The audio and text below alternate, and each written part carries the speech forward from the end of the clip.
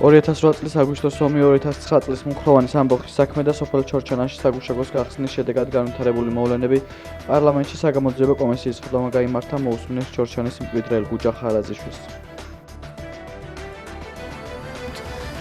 რა თქვა შინაგან საქმეთა მინისტრმა, როდესაც ადგილზე მივიდა.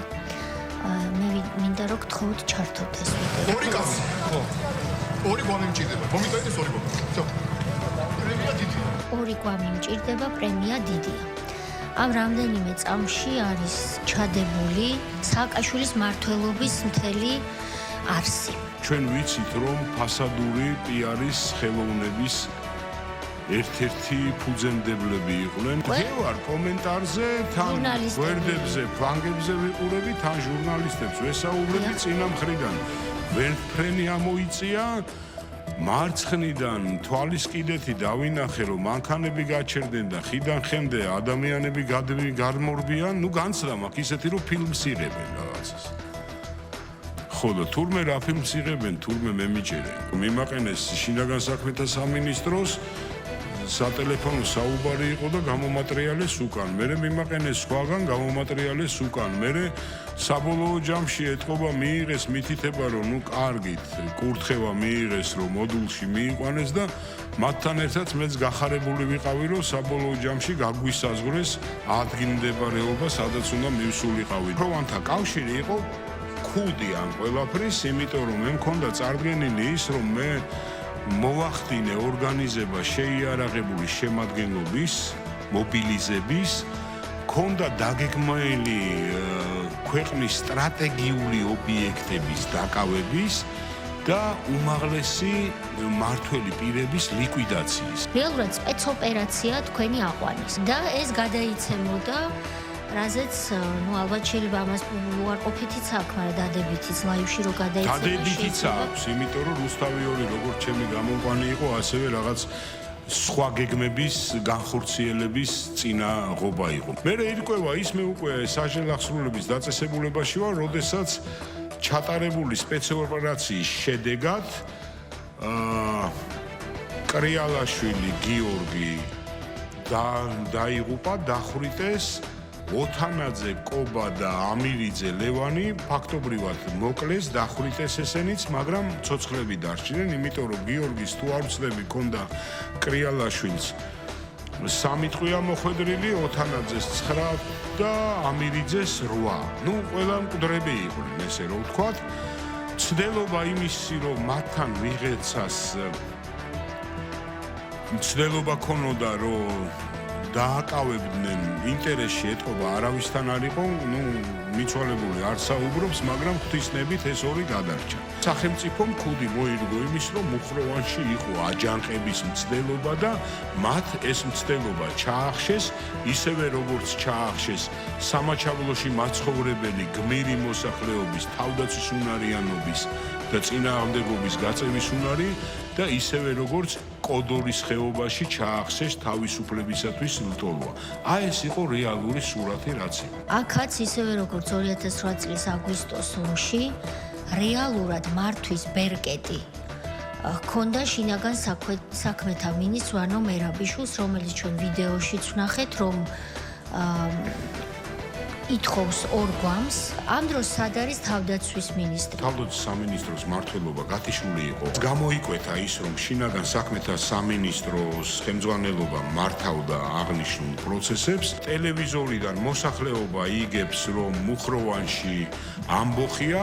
მუხროვანის პირადი შემადგენლობაც კი არ არის ინფორმირებული იმაში, რომ მათ ნაწილში ამბოხია. გარკვეულმა ოფიცრებმა, იმიტომ რომ მათი თანამებრძოლები ჯერ კიდევ არ იყვნენ გადმოსვენებულნი, ან დღემდე უგზო-უკვლოდ დაკარგული არიან დღემდეც კი, რომლებმაც იბრძოლეს ქვეყნისთვის, ნახეს, რომ მორღვეული იყო მართვა, მორღვეული იყო ყველაფერი ის, რაც ომისთვის და ომში გამარჯვებისთვის ქვეყანას ჭირდება და რომ პოლიტიკური მმართველობა არ იყო მოწოდების სიმაღლეზე.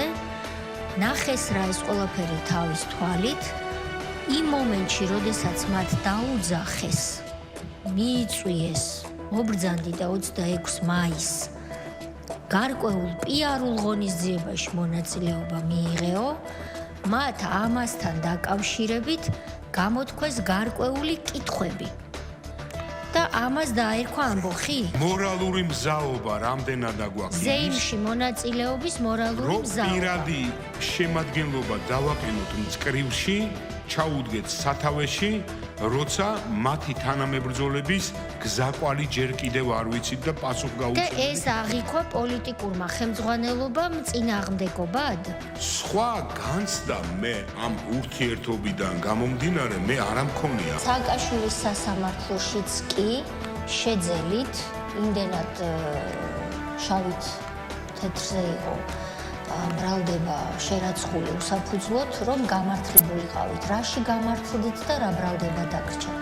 მე დამიტოვეს ბრალდებაში იარაღის უკანონო შენახვა, რომლითაც ფაქტობრივად გაამართლეს იმ 9 თვეზე უფრო ცოტა მეტი ხანი სამარტო საკანში ჩემი ყოფნა.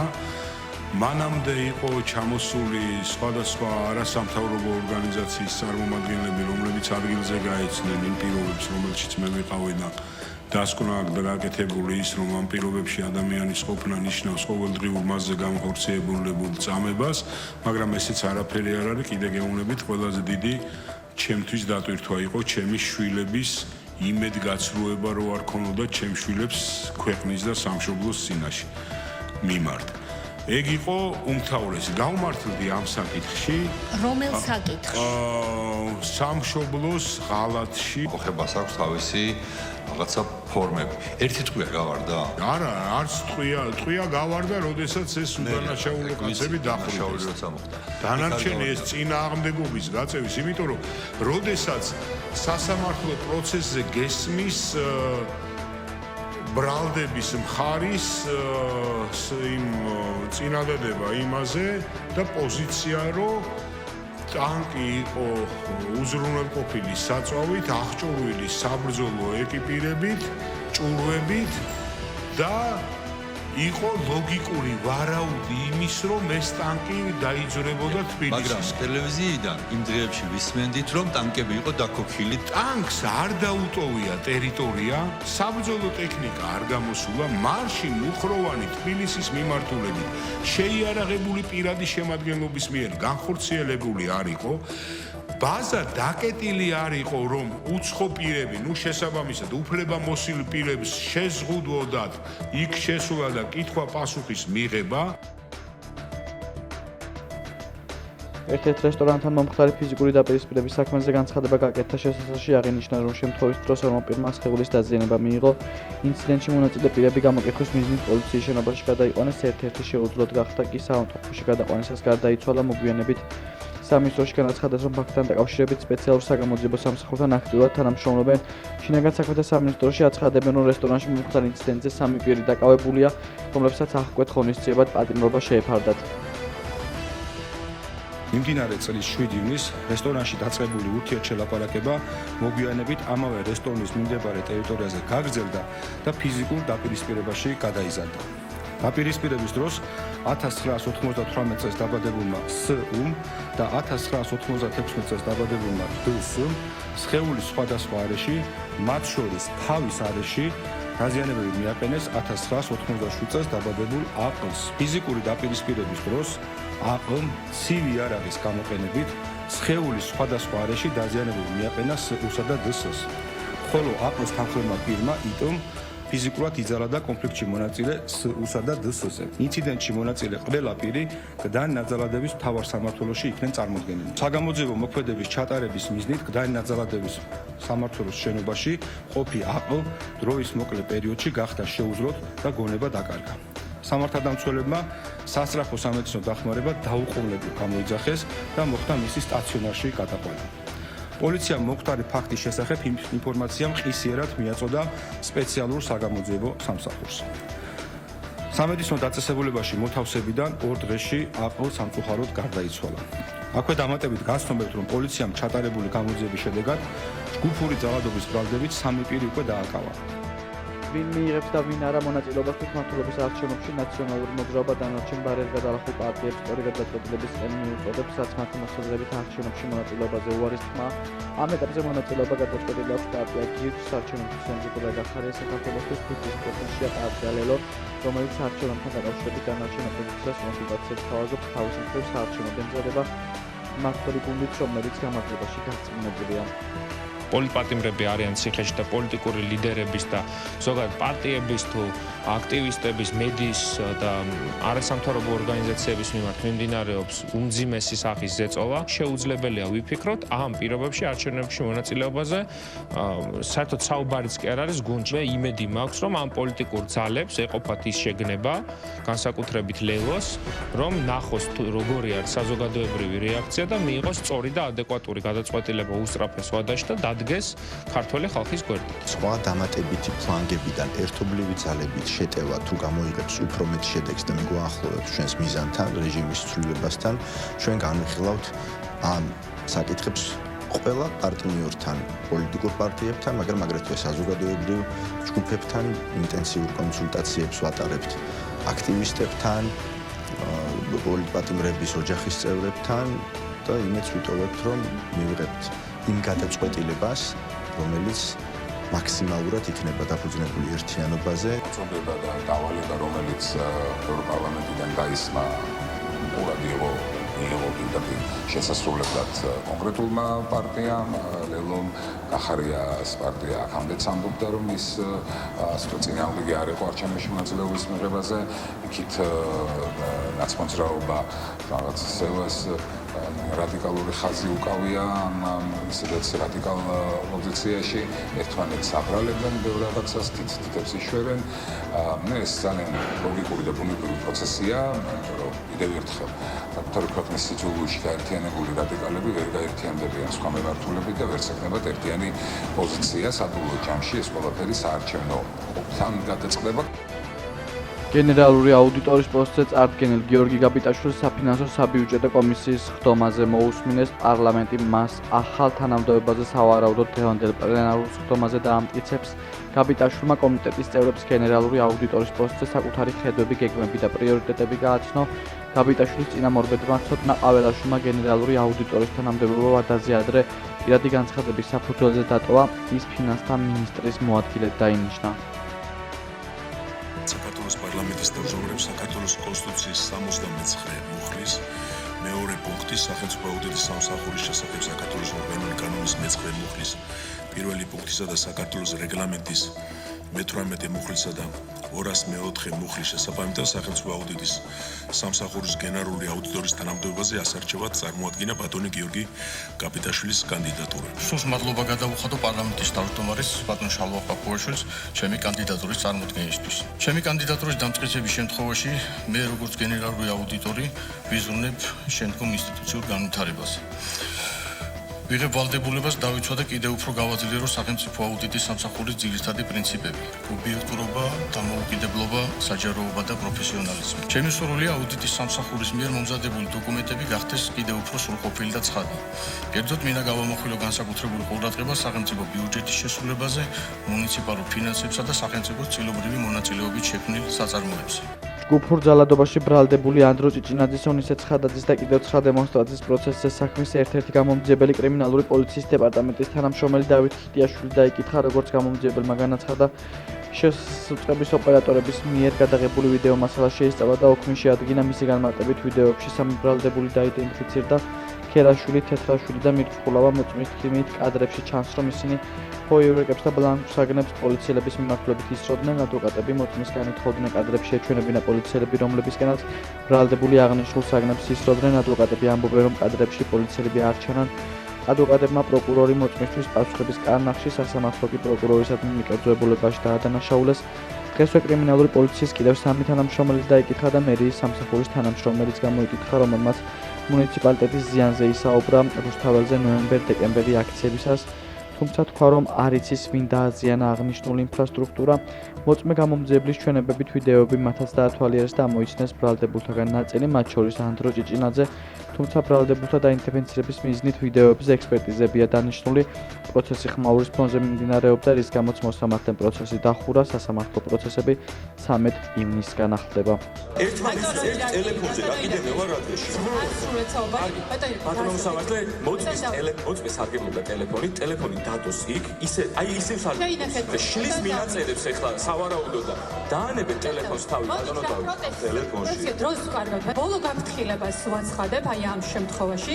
მსგავ დაცვის ხარისგან იქნება, თუ დარბაზიდან იქნება რაიმე კომენტარი გაკეთებული და ხელი შემეშლება მოსმენაზე, სასამართლო იცოდეთ რომ ავტომატურად ხურავს სასამართლოს დომის დარბაზს. ტელეფონთან დაკავშირებით ძალიან ხელოვნურად არის სადაც ხმაურია და აი ამ წუთას მე სულ ვაკეთებ კომენტარს და ბატონო ირაკიც იყვება ტელეფონში.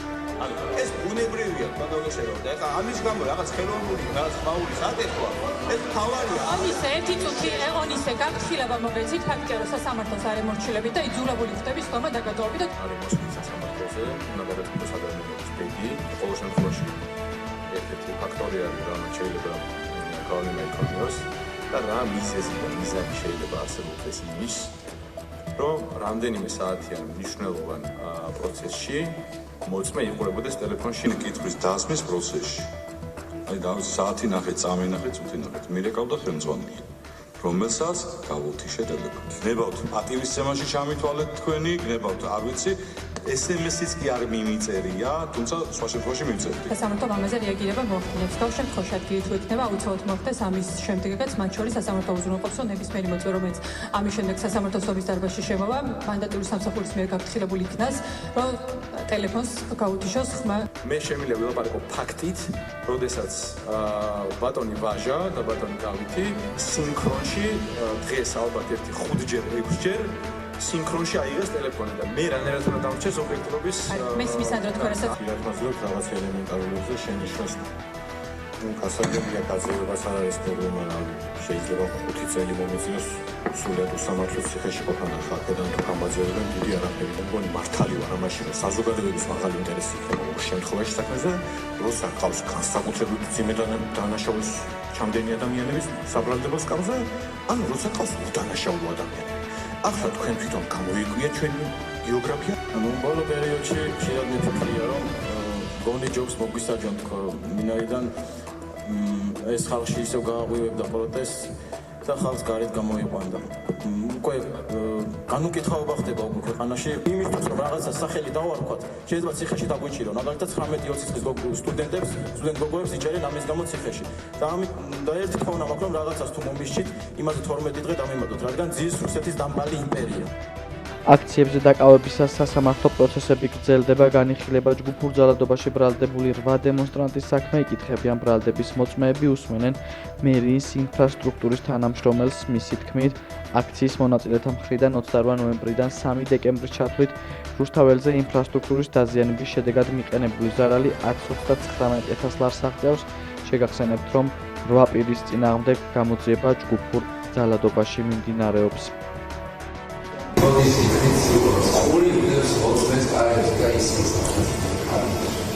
ვინ მოწმეს უდრის? აი რომელი მოწმეს უდრის?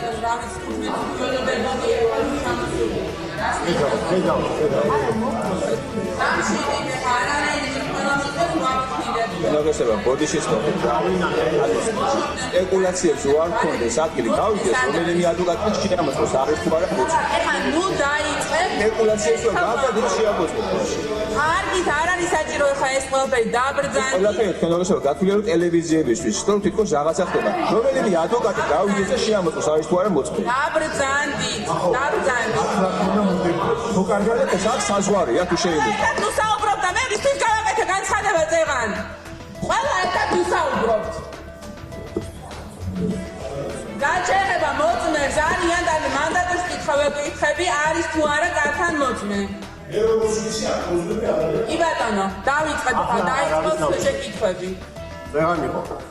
არ არის მოსული პოტე ეს. ამდენი შეკითხვები დაიწყოს. აბსოლუტურად შეამოწმეთ. მეგობრებო, ჩვენი თვალი დავინახეთ მოდებული საზღვარია, არ შეიძლება ეს. თუ შეკითხვები არ გაქვს, მაშინ გაუშვებ მოწმეს. ტელევიზიაში ჩვენ ხედავთ, როგორ ზიანდებოდა აღნიშნული კონკრეტული ნივთები, ხო, რომელიც არის მერიის საკუთრების ბალანსზე აღრიცხული. მოდი მინდა ესეთი კონკრეტული კითხვა დაგისვათ, აი აქ მყოფი პირები, ვინც არიან და რომ ხედავთ, რომელიმე მათგანი თუ დაინახეთ ვიდეოში, რომ რომელიმე მათგანი აზიანებდა კონკრეტულ რაიმე ნივთებს. თქვენ თუ ნახეთ ეს კადრებში ვინმეს ამოცნობა შეუძლებელია. დიახ, მათ შორის ვერხე კასაძეს თქვენ არ დაგინახოთ. აქციის მონაწილეები თქვენ დაზუსტებით შეგიძლიათ ეს თქვა ვინ აყენებდა? კონკრეტულად არა. ვინ კონკრეტულად მაგას მე ვერ დაგიზუსტებთ.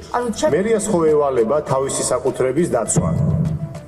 ევალება ხო? თქვენ ხო მაგ მიზნით იყავით, ზოგადად ესეა. დიახ. და აი მაგ დაფიქსირებას რა, ეგ დაფიქსირება რა მიზანს ემსახურება? ალბათ იმ მიზანს, რომ ვინც დააზიანა, იმას მოსთხოვოთ მერე ზიანის ანაზღაურება, ესეა, ხო, ბატონ გიორგი? ძირითადად კი ესეა. მაგ დაზიანების დაფიქსირების მიზანი ხომ ის არის, რომ მერე იმ დამზიანებელს ზიანის ანაზღაურება მოვთხოვოთ. სავარაუდოდ, რომ დააფიქსირეთ განსაკუთრებით დიდი ოდენობით ზიანის ფაქტი, როგორც თქვენ განმარტავთ. რა სამუშაოები ჩაატარეთ თქვენ ან თქვენმა სამსახურმა იმ მიზნით, რომ დაგედგინათ, ვინ იყვნენ ზიანის მიმყენებელი პირები? ჩვენ არანაირი არ ჩაგვიტარებია სამუშაო, იმიტომ რომ ვიცოდეთ, რომ გამოძიება მიმდინარეობდა ამ საკითხს. მილანში მთავრობის მეთაურმა საქართველოს საკონსულოს შენობა გახსნა. დამოუკიდებლობა არის ის, რასაც თითოეული ჩვენგანი განსაკუთრებულად უნდა გავუგთხრათ. ჩვენ ვამაყობთ ჩვენი უნიკალური ისტორიით, მრავალსაუკუნოვანი ისტორიით და სიამაყით ვიმეორებთ, რომ ჩვენი ქვეყანა არის 3000 წლის, ხოლო საქართველოს სახელმწიფოებრიობა არის 23 საუკუნოვანი ისტორიის. ურთულესი ისტორიის მიუხედავად ჩვენ შევძელით ჩვენი დამოუკიდებლობის და თვითყოფადობის შენარჩუნება. და ჩვენ დღეს სიამაყით აღნიშნავთ, რომ საქართველო არის დამოუკიდებელი და სუვერენული, როგორც არასდროს. ჩვენ დღესაც ვართ მზად მთელი შემართებით დავიცვათ ჩვენი დამოუკიდებლობა და ჩვენი სუვერენობა. რა თქმა უნდა, შესაძლოა საქმე ეხება ქვეყნის ეროვნული ინტერესების დაცვას, ძალიან მნიშვნელოვანია მეგობრებთან ურთიერთობა და პარტნიორობა და ჩვენ ვამაყობთ იმ ურთიერთობებით, რომელიც არის ჩამოყალიბებული საქართველოსა და იტალიას შორის. ჩვენ გვაკავშირებს საერთო ღირებულებები. ასევე მინდა აღვნიშნო, რომ ქართველებს გვაქვს განსაკუთრებული დამოკიდებულება იტალიის და იტალიელი ხალხის მიმართ. ქართველებს გვაქვს რწმენა, რომ ევროპელ ხალხებს შორის ყველაზე მეტად გავართ იტალიელებს და ეს არის ჩვენი განსაკუთრებული სიამაყის საგანი. ქალაქი მილანი ჩვენთვის არის განსაკუთრებული ემოციებთან დაკავშირებული. ერთი კონკრეტული მიზეზის გამო ბატონი კახაკალაძე, ქალაქ თბილისის მერი, წარმოადგენდა ჩვენს ქვეყანას ამ ქალაქში. წლების განმავლობაში და ის სიამაყით იცავდა ჩვენი ქვეყნის ღირსებას ამ ქალაქში და სწორედ ამ ქალაქში მოუტანა მან ჩვენს ქვეყანას ძალიან ბევრი გამარჯვება. ჩვენი დამსახურებით და ჩვენი წყალობით. მჭიდრო ურთიერთობების ერთ-ერთი გამოხატულება არის ის, რომ ქალაქ მილანში გაიხსნა გენერალური საკონსულო, რომელიც ჩვენ დღეს მოვინახულით და რა თქმა უნდა, ეს არის კიდევ ერთი აქტი, რომელიც ხელშეუწყობს ჩვენს ქვეყნებს შორის ურთიერთობების კიდევ უფრო მეტად გაღრმავებას. მადლობა მინდა გადაგიხადოთ თითოეულ თქვენგანს დღეს მოგზაურობისთვის. გაუმარჯოს იტალიას, გაუმარჯოს საქართველოს. უცბად შემიძლია ვთქვა, რომ მილანი არის ქალაქი, რომელმაც კახაკალაძის ყველა ოცნება რეალობად აქცია. იტალია იყო და სამუდამოდ დარჩება ჩემს მეორე სახლად, რომლის გარსაც ყოველთვის დიდი სიყვარულით, უამრავი ბედნიერი დღის მოგონებით, გამარჯვების განცდით მე დარწმუნებული ვარ, რომ მილანში საქართველოს გენერალურ საკონსულოს გახსნა კიდევ უფრო ფართოდ გახსნის შესაძლებლობას გამტკიცდეს და გაღრმავდეს საქართველოსა და იტალიას შორის მეგობრული ურთიერთობები. 30 წელზე მეტია, რაც საქართველოსა და იტალიას შორის არსებობს დიპლომატიური ურთიერთობები, თუმცა ვფიქრობ, არსებობს ძალიან დიდი შესაძლებლობები უშინ შეხვედრის დროსაც ხაზი გაესვა ამას, როდესაც ბატონ მერთან მქონდა შეხვედრა, რომ გვაქვს იმის საშუალება, რომ გავაღრმავოთ ეს ურთიერთობები. თბილისი გზად არის იმისთვის, რომ გაიზიაროს ის საუკეთესო მაგალითები, რომელიც პროექტების სახით განხორციელებული იქნა ამ ულამაზეს ქალაქში. კიდევ ერთხელ მადლობა მინდა გადაუხადო იტალიას იმ მტკიცე და ურყევი პოზიციისთვის, რაც საქართველოს სუვერენიტეტის მხარდასაჭერად აკეთებს. საქართველო არის დამოუკიდებელი ქვეყანა, საქართველო არის თავისუფალი ქვეყანა და რა თქმა უნდა საქართველოს დღევანდელი ხელისუფლება არის პატრიოტი თავისი ხალხის და თავისი ქვეყნის მიმართ და რა თქმა უნდა ყოველთვის გავატარებ ისეთ პოლიტიკას, სადაც პირველ რიგში გათვალისწინებული და დაცული იქნება ჩვენი ქვეყნის და ჩვენი ხალხის ინტერესები. Viva Italia, viva Georgia! მადლობას გადაუხდი საქართველოს პრემიერ-მინისტრს ბატონ ირაკლი კობახიძეს მხარდაჭერისთვის და დღეს ამ ღონისძიებაში მონაწილეობისთვის. მადლობას გადაუხდი ჩვენ სტუმრებს ბატონ ჯუზეპე სალას, კლაუდიო სკარალიას, მარკო ალპარონეს, რომლებიც შეიძლება ითქვას ჩვენი მასპინძლები არიან ერთგვარად დღეს აქ ლომბარდიის რეგიონში და ქალაქ მილანში. მადლობას გადაუხდი არანაკლებ ლამაზი ქალაქის მერს ბატონ კახა კალაძეს. მილანი ერთ-ერთი მნიშვნელოვანი დიპლომატიური ცენტრია და საქართველოს წარმომადგენლობის გახსნა აქ ამ ქალაქში, რომელიც იტალიის 8 რეგიონს დაფარავს, მნიშვნელოვანი ნაბიჯია საქართველოსა და იტალიას შორის ურთიერთობების კიდევ უფრო გაძლიერებისთვის. მჭიდრო თანამშრომლობით, მეგობრობით, ერთმანეთის პატივისცემით ჩვენ შევძლებთ საქართველოს ეროვნული ინტერესების შესაბამისად ორი ქვეყნის კავშირების კიდევ უფრო გაძლიერებას, მშვიდობიანი ევროპის მომავალზე ერთობლივად ზრუნვას და მასში ჩვენი წვლილი შეტანას.